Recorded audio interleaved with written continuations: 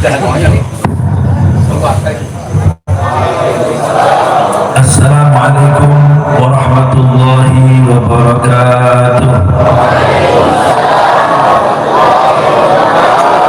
Alhamdulillahil karimil ghaffar ar-ra'ufus sattar alladhi wafaqa ibadahu salihina ila dzikrihi wa ibadatihi ana al-laili wa atrafan nahar. Allahumma salli wa sallim wa barik wa takarram wa ta'azzam wa tarham ala sayyidina wa habibina wa syafi'ina wa qurrati a'yunina wa maulana Muhammad al-fatih lima ughliq wal khatim lima sabaq nasiril haqqi bil haqq wal hadi ila siratikal mustaqim wa ala alihi wa sahbihi haqqa qadrihi wa miqdarihi al-azim amma ba'd. Faqad qala Allah ta'ala fil Qur'anil Karim bismillahirrahmanirrahim laqad manna Allahu 'alal mu'minina idh ba'atha fihim rasulan min anfusihim yatlu 'alaihim ayatihi wa yuzakkihim wa yu'allimuhumul kitaba wal hikmah wa in kana min qablu lafi dhalalin mubin. Wa qala an-nabiy sallallahu alaihi wasallam al-ulama warathatul anbiya innamal anbiya lam yuwarrithu dinaran wala dirhaman innama warathahu al-ilm wa man akhadahu faqad akhadha bihaqqin wafir. Sadaqallahul azim wa sadaqa rasuluhul habibul karim wa nahnu ala dhalika minasy syahidin wasyakirin walhamdulillahi rabbil alamin. Hadratul mukarramun wal muhtaramun, para alim ulama, para kiai, para ajnan yang nampak hadir di majlis yang mulia ini, wabil khusus sahibul fadilah guru kita bersama Ki Haji Usman yang senantiasa para alim ulama, para kiai, para ajnan senantiasa kita doakan agar dipanjangkan umurnya, disehatkan badannya, diberkahkan ilmunya, dan diberikan kemenangan dalam langkah perjuangan dakwanya. Dan tak lupa pula kepada aparatur pemerintahan, Bapak Lurah beserta rombongan, tokoh masyarakat, para hujat, para hadirin dan hadirat, bapak-bapak, ibu-ibu, kaum muslimin muslimat rahimakumullah. Syukur alhamdulillah, berkat rahmat hidayah dari Allah Subhanahu wa taala, di malam hari yang mulia ini kita berkumpul bersama di dalam rangka memperingati serta merayakan hari lahirnya Nabi kita Muhammad sallallahu alaihi wasallam. Salawat dan salam senantiasa kita curahkan untuk beliau. Moga-moga berkah salawat dan salam yang selalu kita curahkan untuk Nabi kita Muhammad menjadi wasilah kita nanti di hari kiamat. Kita akan mendapatkan tempat di sisi baginda Rasulullah sallallahu alaihi wasallam. Baik, sama-sama kita ketahui dan kita maklumi bahwasanya setiap tahun apabila datang bulan Rabiul Awwal, umat Islam yang berakidah ahli sunnah wal jamaah bersama-sama memperingati serta merayakan hari lahirnya Nabi kita Muhammad. Di Indonesia yang mayoritas umat Islam yang berakidah ahli sunnah wal jamaah, perayaan Maulid bukan saja diadakan di masjid. Perayaan Maulid bukan saja diadakan di masjid ataupun di musalla, di majlis-majlis ilmu, bahkan di rumah-rumah dan di kantor-kantor. Umat Islam bersama-sama memperingati serta merayakan hari lahirnya Nabi kita Muhammad. Karena kita sadar dan kita pun tahu bahwasanya di saat kita merayakan Maulid baginda Rasulullah, tidak lain merupakan ungkapan rasa syukur kita kepada Allah Subhanahu wa taala. Kalau dikatakan bahwasanya perayaan Maulid adalah mengungkap rasa syukur kepada Allah, dan Al-Quran mensyariatkan kepada kita di mana ketika kita diberikan nikmat oleh Allah kita wajib bersyukur, dan di dalam rangka bersyukur disyariatkan dalam Al-Quran agar kita menampakkan rasa gembira dengan setiap nikmat yang Allah berikan kepada kita. Allah nyatakan dalam Al-Quranul Karim, "Fabi ni'mati rabbika fahaddits." Maka dengan nikmat Tuhanmu tampakkan rasa gembira. Setiap hari kita selalu diberikan nikmat oleh Allah Subhanahu wa Ta'ala. Banyaknya nikmat yang Allah berikan kepada kita, sehingga tidak ada seorang pun di antara kita yang mampu untuk menghitung nikmat Allah Subhanahu wa Ta'ala. Bahkan Allah nyatakan dalam Al-Quran, "Wa in ta'uddu ni'matallahi la tuhsuha." Kalau seandainya kalian ingin menghitung nikmat Allah, niscaya nikmat tersebut tidak akan dapat kalian hitung. Tugas kita sebagai hamba Allah, kita tidak diperintahkan oleh Allah untuk menghitung nikmat. Allah tidak perintahkan kepada kita untuk membilang nikmat Allah, tapi yang Allah perintahkan kepada kita agar kita senantiasa mensyukuri setiap tetes nikmat yang Allah berikan kepada kita. Karena semua nikmat-nikmat tersebut tidak Allah berikan secara sia-sia, kecuali nanti di hari kiamat nikmat-nikmat tersebut akan diminta pertanggungjawaban oleh Allah. Wala tus'alunna yawma idzin wala tus'alunna yawma idzin 'anil na'im. Nanti kalian akan ditanya, nanti kalian akan diminta pertanggungjawaban atas setiap nikmat yang Allah berikan kepada kita. Maka apabila nikmat tersebut kita pergunakan sesuai dengan keinginan Allah Subhanahu wa Ta'ala, berarti kita termasuk hamba-hamba Allah yang bersyukur kepada Allah Subhanahu wa Ta'ala. Kita lihat di dalam kehidupan kita sehari-hari, banyak nikmat-nikmat Allah yang kita pergunakan tidak sesuai dengan keinginan Allah Subhanahu wa Ta'ala. Sementara ulama mengatakan apa yang dimaksud dengan hakikatus syukur. Bagaimana caranya bersyukur dengan sebenar-benarnya bersyukur? Dinyatakan oleh ulama, "Syarruha ala ma an'amallahi alaih lima khuliqa li ajlih." Ketika seorang hamba Allah mampu menggunakan nikmat Allah sesuai dengan keinginan Allah, maka berarti hamba tersebut telah bersyukur kepada Allah Subhanahu wa Ta'ala. Allah ciptakan kita bukan untuk main-main. Allah ciptakan kita bukan untuk berleha-leha.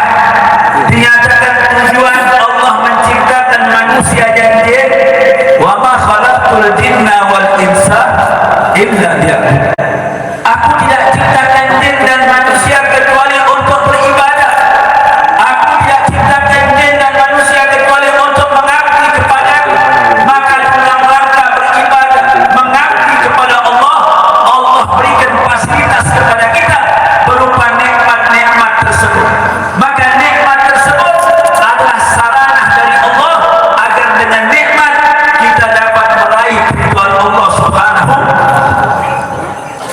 Maka ketahuilah, di saat Allah perintahkan kita wajib menampakkan gembira dengan semua nikmat, apalagi dengan nikmat lahirnya Nabi kita Muhammad, maka menampakkan rasa gembira dengan lahirnya baginda Rasulullah itu sangat diwajibkan dalam agama Islam. Kalau ada yang mengatakan Maulid itu tidak ada dalilnya, kalau ada yang mengatakan bahwa perayaan Maulid itu tidak ada dasar hukumnya, maka paham seperti ini harus kita luruskan perhatian. Karena orang yang anti dengan Maulid baginda Rasulullah berarti mereka anti dengan bersyukur atas nikmat Allah Subhanahu wa Ta'ala. Kita lihat di saat Nabi Muhammad SAW lahir, semua alam ini bergembira menyambut kedatangan kelahiran baginda Rasulullah. Diceritakan dalam kitab-kitab Maulid, dinyatakan oleh para ulama dengan hadis-hadis yang sahih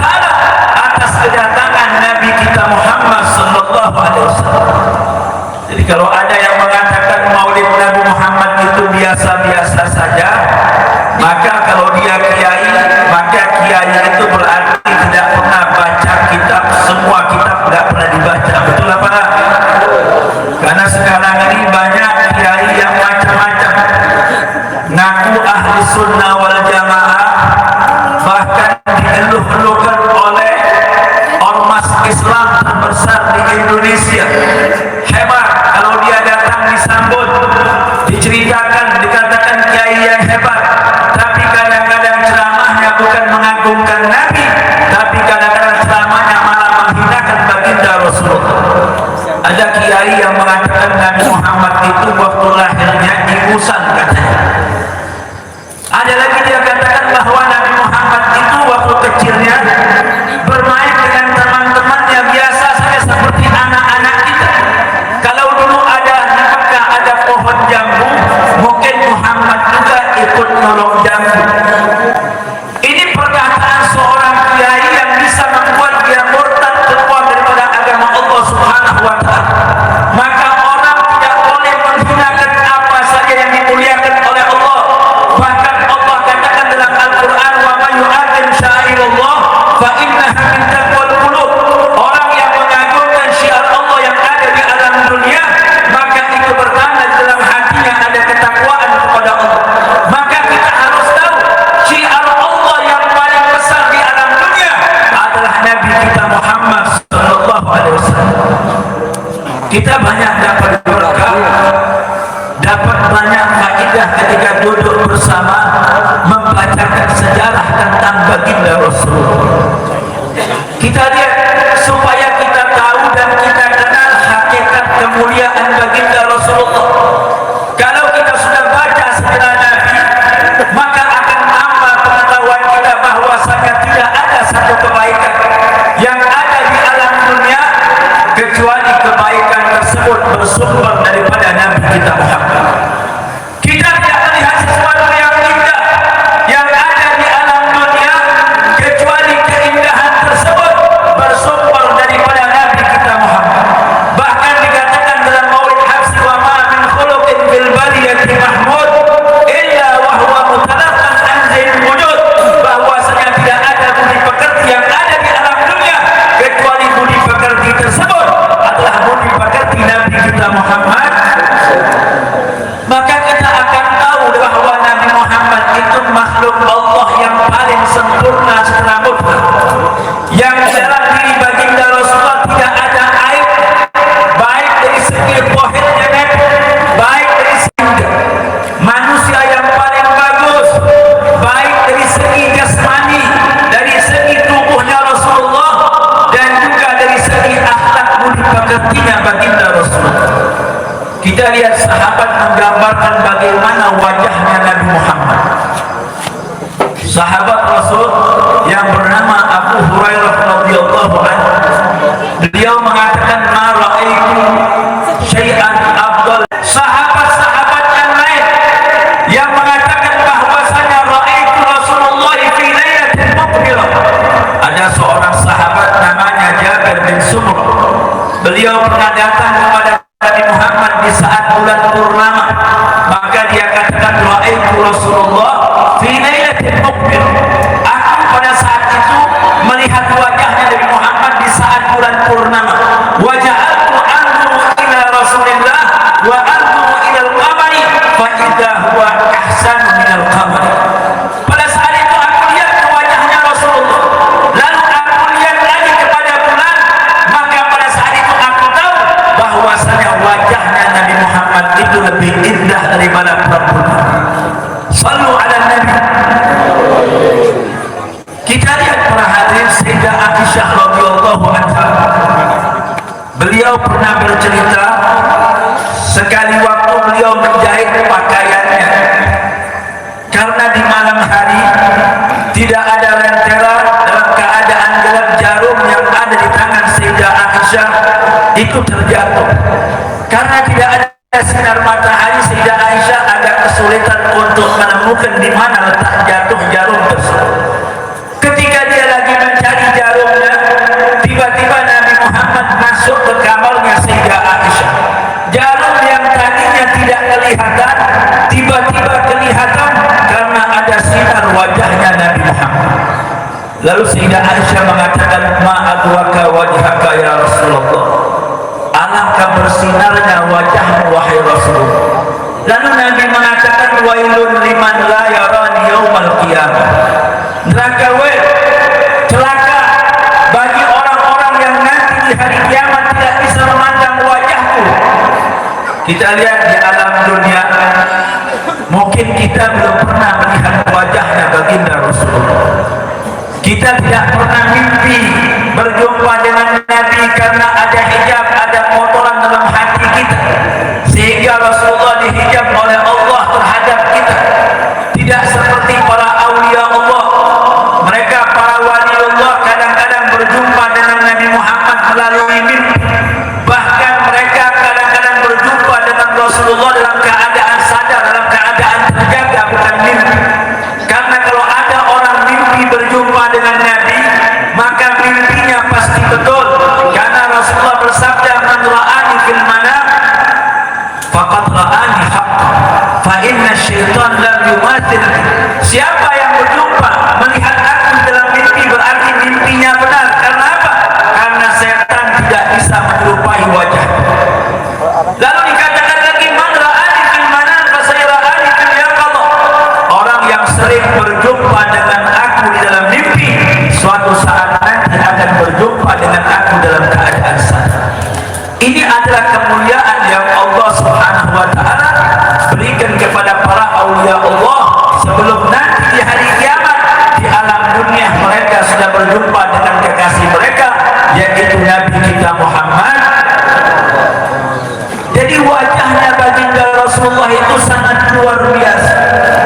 Lalu Anas bin Malik menceritakan bahwasanya bagaimana tangannya baginda Rasulullah. Beliau katakan, "Ma masastu hariran wala dibajan adyana min kaffi Rasulillah." Aku belum pernah memegang satu sutrah yang paling lembut yang ada di alam dunia, yang lebih lembut dari telapak tangannya baginda Rasulullah. Kemudian badannya Nabi Muhammad, keringatnya itu mengeluarkan wangi. Keringatnya baginda Rasulullah bagaikan minyak kasturi. Diceritakan ada seorang sahabi Ummu Sulaim, ibu daripada Anas bin Malik, sekali waktu Nabi Muhammad datang ke rumahnya Anas bin Malik di siang hari. Rasulullah tertidur, maka pada saat itu Ummu Sulaim melihat banyak keringat yang menetes dari tubuhnya baginda Rasulullah. Diam-diam dia kumpulkan keringatnya Rasulullah, lalu diletakkan, disimpan di dalam botol. Ketika keringat Nabi Muhammad sudah ada dalam botol, Rasulullah terbangun dan bertanya, "Ma fa'alti ya Ummu Sulaim?" Apa yang kau lakukan wahai Ummu Sulaim? Ummu Sulaim mengatakan, "Iddakhartu uruquka fil qarurah." Aku simpan ini keringatmu wahai Rasulullah di dalam botol. Nabi mengatakan, "Buat apa kau simpan keringatmu?" "Aku mengambil berkah karena keringatmu baunya, harumnya lebih daripada minyak kasturi." Jadi keringatnya Nabi Muhammad itu bagaikan minyak kasturi. Bagaimana kalau kita mengatakan Nabi Muhammad itu ada kekurangannya? Maka tidak sedikit pun ada kekurangan, baik dari fisiknya baginda Rasulullah dan juga budi pekertinya Nabi kita Muhammad. Lalu kita lihat bagaimana Al-Quran menceritakan, walaupun tubuhnya Nabi luar biasa, wajahnya bersinar, keringatnya wangi bagaikan kasturi, tapi Al-Quran tidak memandang semua itu. Yang dipandang oleh Al-Quran adalah budi pekertinya baginda Rasulullah. Wa innaka la'ala khuluqin azim. Sesungguhnya engkau wahai Muhammad mempunyai budi pekerti yang agung. Artinya budi pekerti Nabi Muhammad adalah yang wajib untuk kita contoh, karena beliau dijadikan oleh Allah sebagai suri tauladan kita. Laqad kana lakum fi Rasulillahi uswatun hasanah. Sungguh bagi kalian ada pada diri Nabi Muhammad sebagai uswatun hasanah, sebagai suri tauladan kita, sebagai idola kita, manusia yang wajib kita contoh budi pekertinya di dalam kehidupan kita sehari-hari. Karena Nabi Muhammad dikatakan makhluk yang sempurna, tidak ada sesuatu pun yang tidak dicontohkan oleh baginda Rasulullah. Islam ini dinul kamil, agama Islam mengurusi segala urusan. Jangankan milih pemimpin, urusan masuk ke kamar mandi aja diatur oleh agama Islam. Yang kecil-kecil, yang remeh-remeh diatur oleh agama Islam, dicontohkan oleh baginda Rasulullah. Bagaimana caranya itu dicontohkan oleh Nabi Muhammad? Karena beliau adalah orang yang sempurna, yang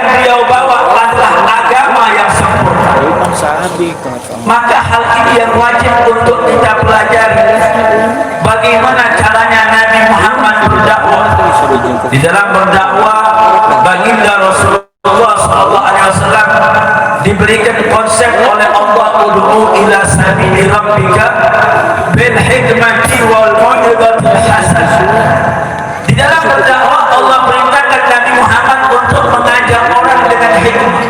Hikmah itu adalah memberikan contoh-contoh, bukan hanya bicara, tapi mencontohkan ilmu dalam keadaan hak, artinya dalam keadaan praktek, bukan hanya berbicara, tapi apa yang dia bicarakan betul-betul dia menjadi contoh bagi orang-orang sekitar. Ud'u ila sabili rabbika bil hikmati wal mau'izatil hasanah. Diperintahkan oleh Allah agar Nabi Muhammad mengajak orang dengan hikmah dan memberikan nasihat-nasihat yang baik. Lalu Allah katakan lagi, "Lau kunta faddan ghalidhal qalbi lan faddu min hawlik." Kalau engkau kasar, kalau engkau berjiwa keras, maka orang-orang ini akan lari daripada Muhammad. Artinya apa? Artinya ketika kita berdakwah, kita mengajak orang beramal ma'ruf, harus kita contoh Nabi Muhammad. Orang yang mengajak itu tidak boleh marah-marah. Orang yang mengajak tidak boleh melaknat. Karena Nabi Muhammad diutus oleh Allah bukan untuk melaknat. Ma bu'ithu ta'anan wa la'anan. Aku tidak diutus oleh Allah untuk melaknat, apalagi mencelakakan orang. Ini contoh dakwahnya baginda Rasulullah. Jadi supaya apa? Supaya kita tahu kapan Nabi berdakwah, kapan Nabi nahi mungkar, dan kapan Nabi berjihad. Semuanya ada konsep. Jangan sampai ini konsep baginda Rasulullah yang diajarkan oleh Al-Quran kita bolak-balik, kita gunakan bukan pada tempatnya berakhir. Jadi kalau Nabi Muhammad itu lembut, di saat beliau berdakwah beliau sangat lembut. Urusan pribadinya Nabi Muhammad tidak pernah marah. Dikatakan in'udiya ya'fu wa la yu'adib. Beliau dilempari, dipecahkan mukanya, keluar darah, giginya patah, pundaknya diunjak. Dia belum pernah membalas orang yang memecahkan mukanya. In husima yasmut wa la yujabir. Kalau Nabi Muhammad dicaci, Muhammad engkau tukang sihir, Muhammad engkau majnun, engkau orang gila, belum pernah Nabi Muhammad jawab cacian dengan cacian. Ini kenapa? Karena Nabi Muhammad mengajarkan inilah caranya berdakwah.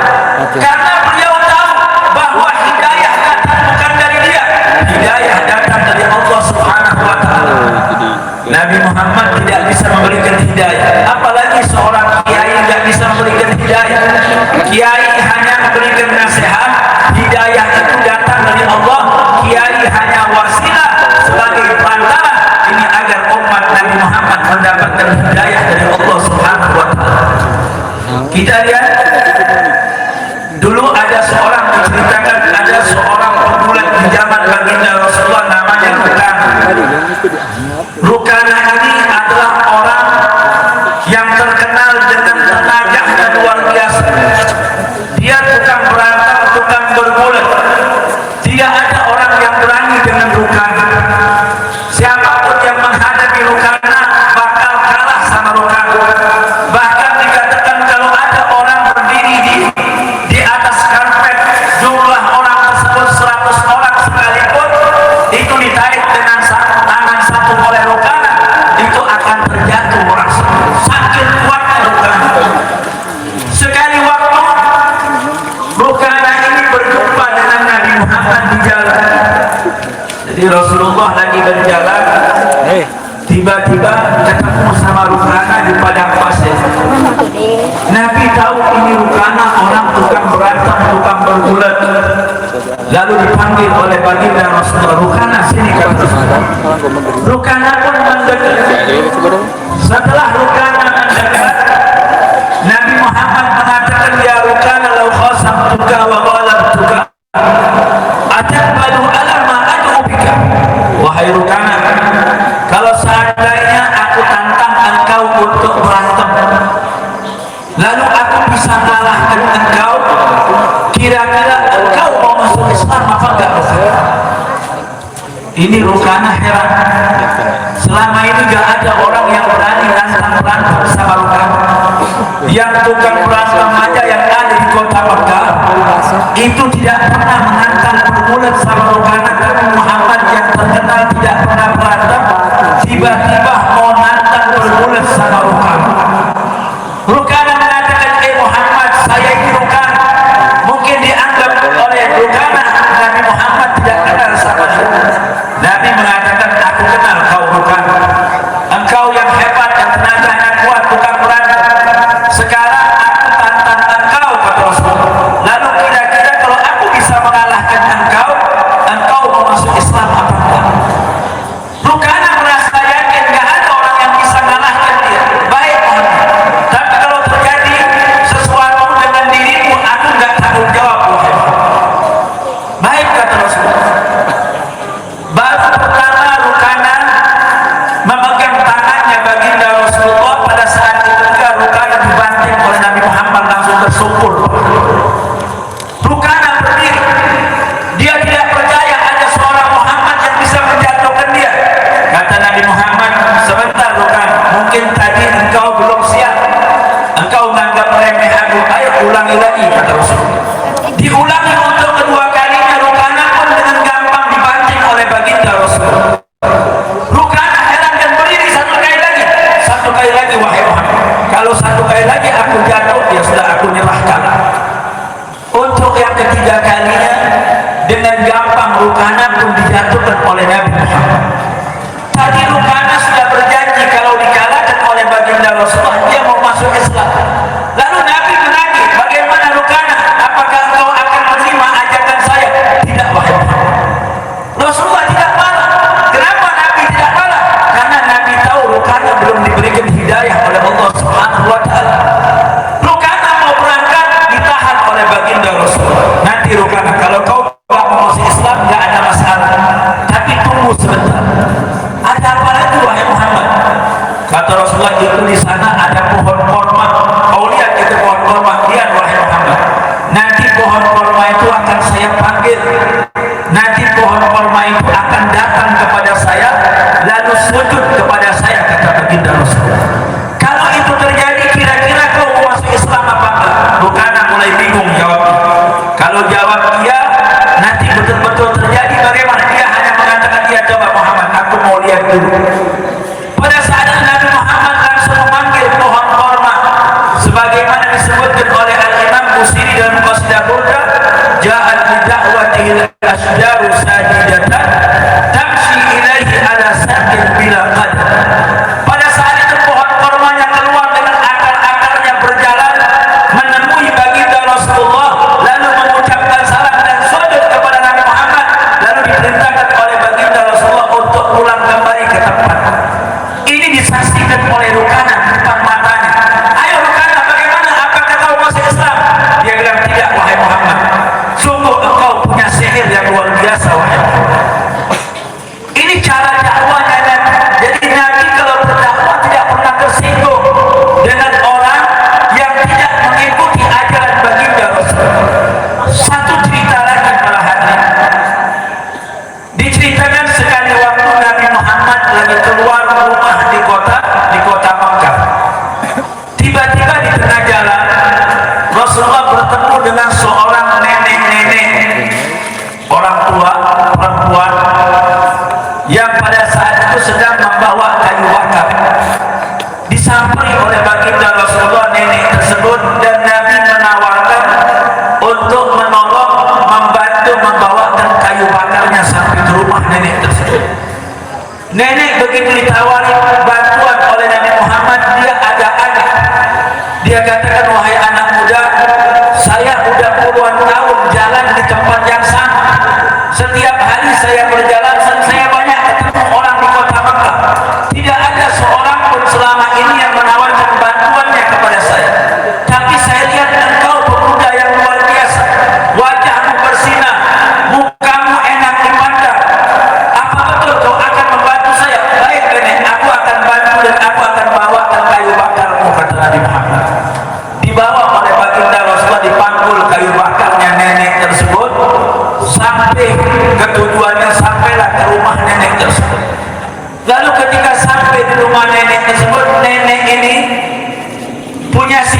simpati kepada Nabi Muhammad, dia coba ingin membalas jasanya baginda Rasulullah. Jadi kalau dalam Islam kita diperintahkan membalas jasa siapapun.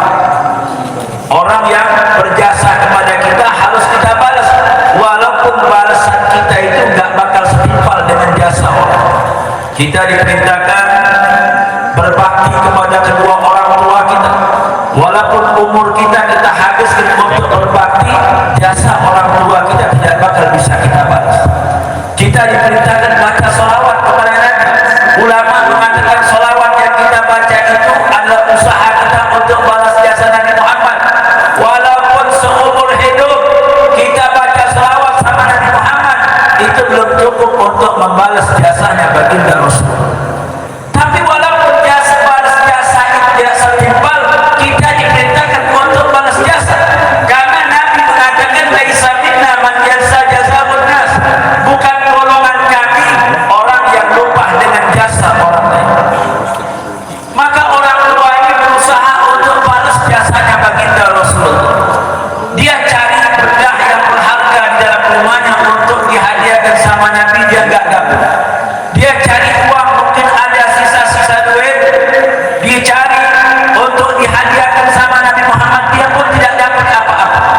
Dia pun datang lagi kepada baginda Rasulullah dengan mengatakan, wahai anak muda, aku sebetulnya ingin betul membalas jasa engkau, tapi di rumahku tidak ada benda berharga. Uang pun aku tidak ada, wahai aku. Tapi engkau jangan bersedih.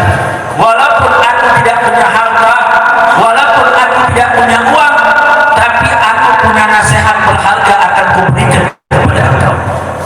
Jadi ini mau balas jasa Nabi dengan nasihat berharga. Ya, kita kalau jasa kita dibalas sama nasihat, kita mikir-mikir, betul apa? Ya, ada tukang ojek, penumpangnya kiai, kebetulan kiainya nggak punya duit, dan akhirnya bayarnya pakai nasihat wajahnya. Kira-kira mau apa nggak? Tukang ojek dia bilang, ada nasihat nggak bisa bikin perut kenyang aja katanya. Jadi kita lihat apa yang dilakukan oleh nenek tersebut. Nenek itu mengatakan, wahai anak muda, aku lihat engkau ini orang yang baik yang ada di kota Mekah. Maka aku peringatkan kepada engkau, engkau jangan dekat-dekat sama Muhammad, karena Muhammad itu suka bohong. Ini sudah dibantui oleh baginda Rasulullah, tiba-tiba dia mencaci Nabi Muhammad. Dia nggak tahu bahwa di hadapannya adalah baginda Rasulullah. Nabi mengatakan, wahai nenek, apakah engkau sudah berjumpa dengan Muhammad? Aku tidak pernah berjumpa dengan Muhammad. Lalu bagaimana kau tahu Muhammad suka berbohong? Aku dengar cerita dari orang-orang kota Mekah. Maka engkau harus tahu, wahai nenek, Muhammad yang tukang bohong itu sekarang ada di hadapanmu. Akhirnya nenek itu terkaget-kaget bahwa di hadapannya adalah baginda Rasulullah. Dia heran dengan akhlaknya Nabi Muhammad. Lalu dia mengatakan, asyhadu an la ilaha illallah wa annaka Muhammadar Rasulullah. Yang bohong bukan engkau, wahai Muhammad, tapi penduduk kota Mekah yang telah bohong kepada. Ini akhlak yang dicontohkan oleh baginda Rasulullah. Maka di dalam dakwah Nabi tidak pernah marah. Di dalam dakwah Nabi tidak pernah mengeluarkan kata-kata kasar. Tapi kapan Nabi Muhammad mengeluarkan kata-kata kasar? Kapan Nabi Muhammad marah? Nabi Muhammad marah dikatakan oleh ulama, wa idza du'iya hukmullah lam yakun ahadun ghalabi. Kalau Nabi menyapa urusan pribadi, tapi kalau syariat Allah yang dihina, syariat Allah yang diinjak-injak, marahnya Nabi Muhammad tidak ada tandingannya. Ini kadang-kadang banyak orang pengecut, tapi berlindung dengan dalil. Giliran Al-Quran dihina, wah kita sabar aja, Islam mengajarkan kita sabar. Nabi Muhammad dihina, kita sabar aja, Nabi Muhammad gak pernah marah. Ini namanya orang menggunakan dalil bukan pada tempat. Karena apa? Nanti ketika partainya dihina, ketika pribadinya dihina, dia marah tapi dia gak sabar.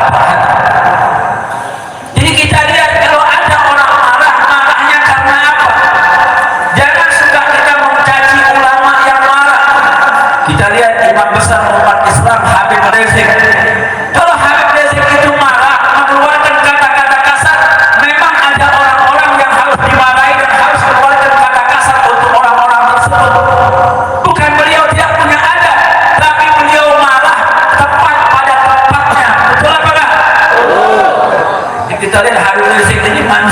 luar biasa. Karena satu negeri mengumpulkan kekuatan untuk menghancurkan Habib Rizik, tapi sampai sekarang nggak hancur-hancur. Semua sekelompok dari mulai atasannya semua sampai lonte juga ikut-ikutan mencaci Habib Rizik. Betul apa? Tapi kita lihat luar biasa. Ini tontonan yang lucu. Senjata yang mestinya berperang dengan negara lain malah dibawa untuk nurut balihu. Ini salah informasi katanya. Komandannya bilang suruh pergi ke medan pertempuran. Yang dengar salah, akhirnya pergi ke Petamburan dia. Bawa senjata perhatian. Ini kerjaan Satpol PP.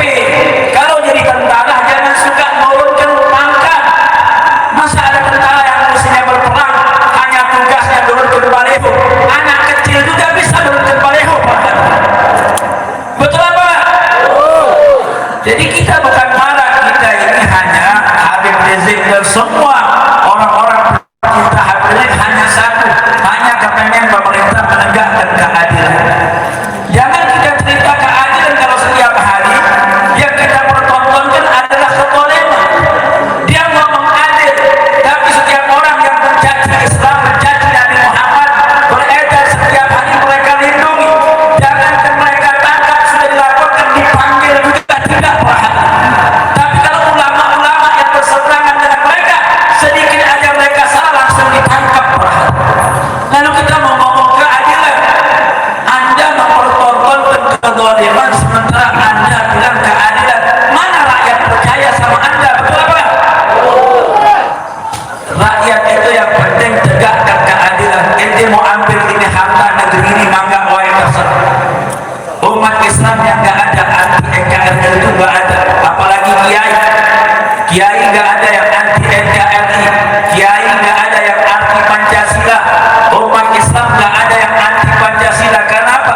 Karena Pancasila itu lahir daripada rahimnya umat Islam. Betul apa? Bagaimana ada ketuhanan yang Maha Esa? Sila pertama ketuhanan yang Maha Esa artinya ini negara berdasarkan ketuhanan. Orang di negara ini harus punya agama. Agama apapun tidak boleh dilecehkan. Agama apapun tidak boleh dihina.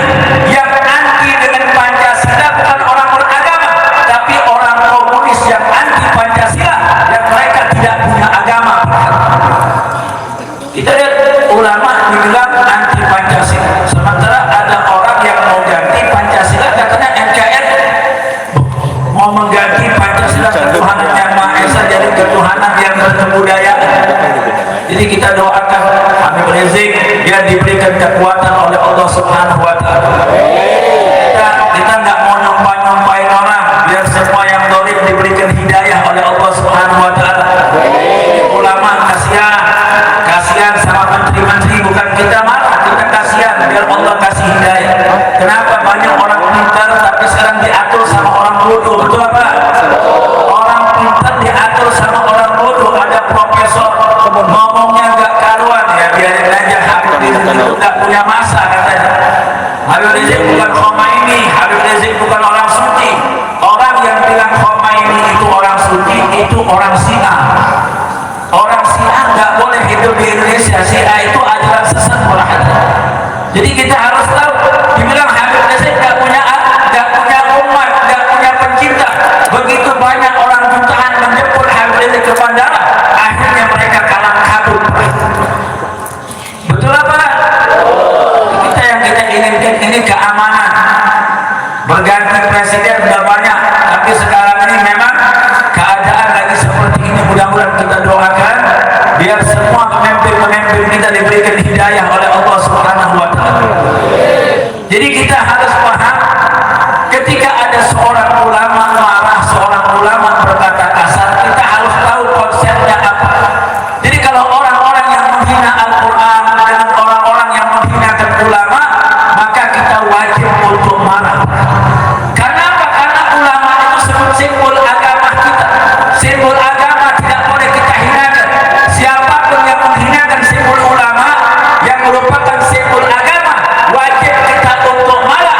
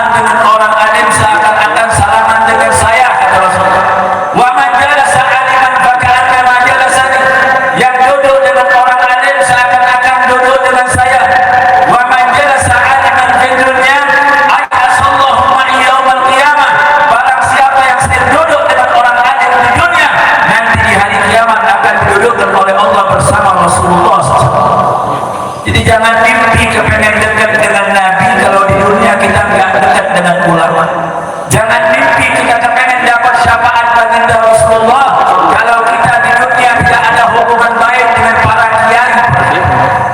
Kenapa? Karena yang diwariskan Nabi Muhammad hanyalah ilmu. Ilmu segala-galanya buat kita. Dikatakan oleh Sayyidina Ali, al-ilmu khairun minal mal. Ilmu lebih baik daripada al-ilmu yahrusuka wa anta tahrusul mal. Ilmu dapat menjaga engkau, sementara harta engkau yang menjaga. Kita kalau nonton ilmu, ilmunya belum kita dapatkan, sudah banyak kebaikan yang Allah berikan kepada kita. Langkah kaki kita dari rumah kita menuju majelis ilmu ditulis sebagai amal ibadah. Setiap langkah kaki kita bisa menghapus dosa-dosa kita. Begitu kita duduk di majelis ilmu, ini majelis banyak para malaikat yang senantiasa memohonkan ampun kepada Allah bagi orang-orang yang duduk di majelis ilmu. Orang kalau punya dosa, duduk di majelis ilmu sebentar, dosanya bisa diampuni oleh Allah. Orang kalau punya susah, hatinya bingung, hatinya gelisah, di majelis ilmu dia akan mendapatkan ketenangan. Ilmunya belum dapat, sudah banyak kebaikan yang Allah berikan kepadanya. Begitu dia dapat ilmu, ilmunya bisa menjaga dirinya. Menjaga dari apa?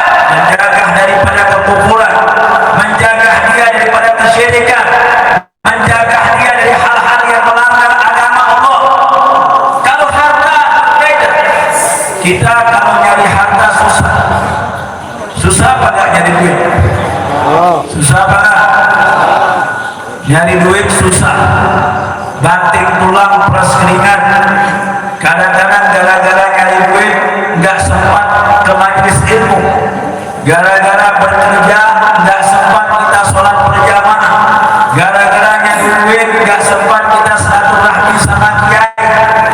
Nyarinya sudah susah, banyak kebaikan yang kita tinggalkan ketika nyari harta. Begitu hartanya kita dapat dengan susah payah, kita juga harus menjaga harta kita. Kita lihat banyak umat Islam yang sekarang lupa dengan ilmu gara-gara bekerja. Saya tadi jalan sore-sore dari Bogor sana, jalan macet. Iya, macet. Karena apa? Karena ini banyak majelis di jalannya, majelis orang Korea, bukan majelis kiai. Kalau zaman dahulu dari Ciawi sampai Cibadak ya paling lama 1 jam. Tapi kalau sekarang ini bisa 3 jam belum nyampe ke Cisaat dari Ciawi. Apalagi sore-sore. Kenapa? Ini majelis taklim orang Korea Karangkubar mau maghrib.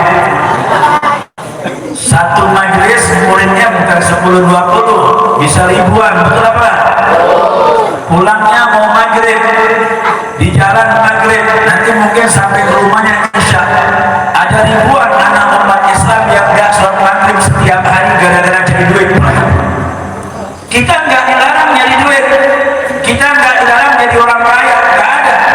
Yang dilarang sama Nabi Muhammad, jangan sampai kita hubbud dunia. Hubbud dunia itu apa? Orang cinta dunia meninggalkan agama, itu namanya hubbud dunia. Selagi kita cari dunia, kita nggak meninggalkan agama. Selagi kita jadi orang kaya, dunia bisa menjamin kita masuk surga. Berarti kita bukan orang yang hubbud dunia. Orang hubbud dunia itu bisa menjadikan imannya lebih dunia. Gara-gara cari pangkat, agamanya dijual. Di akhir zaman begitu. Kita nggak dilarang jadi orang kaya. Bahkan Nabi Muhammad banyak mendoakan sahabatnya untuk jadi orang kaya. Anas bin Malik didoakan oleh Nabi, Allahumma tawil umrah, ya Allah panjangkan umurnya Anas, wa katsir amwalahu, banyakkan hartanya Anas, wa katsir auladahu, banyakkan keturunannya Anas. Ini doanya baginda Rasulullah. Tapi Nabi Muhammad pilihan hidupnya sebagai orang miskin. Nabi bukan miskin, tapi Nabi milih hidup jadi orang. Beda gak orang miskin sama milih miskin? Beda apa gak? Kalau kita miskin tapi kepengen kaya, nggak kaya-kaya. Nabi Muhammad pilihan hidupnya kepengen jadi orang miskin. Makanya Rasulullah punya doa. Doanya Nabi, Allahumma ahyini miskinan. Ini doanya Rasulullah. Allahumma ahyini miskinan wa amitni miskinan wa